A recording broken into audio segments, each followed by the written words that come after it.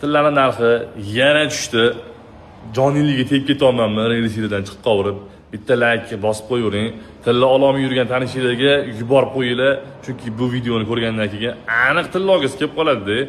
Men sizlarga tillalarni olib qo'ydim. Mana hayit munosabati bilan, ro'za munosabati bilan sizlarga tillalarning narxini yana tushirishga qaror qildim. O'zi 1.150.000 dan 95 dollardan qilib qo'ydim-ku narxi. Yana tushirishga qaror qildim. Voy, bu nech pul qilgan ekan do'stlarmi? Sizlar uchun 93 dollardan tillalarimni bariga ketganlar bordi.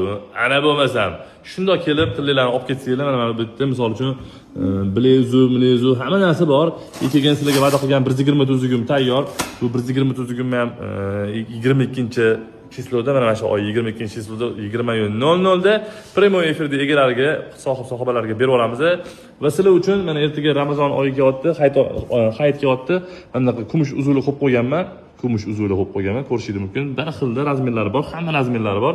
Bularni sizlarga gram emas, turishini 150.000 so'mdan qilib beraman. Idishlari ichida, hamma idishlari ichida. Mabodo qiziq bo'ladigan bo'lsa, pastki nomerimni qoldirib qolaman. Tezroq aloqaga chiqasizlar. Tillalarimizni 93 dollardan olib ketaverasizlar. Sog' bo'lasizlar. Kumush yoki tilla ololmay yurgan tanishinglarga yuborib qo'yaverasizlar. Yuraychani bo'lsa, qizartirib qo'yish esingizdan chiqmasin. Sog' bo'lasiz.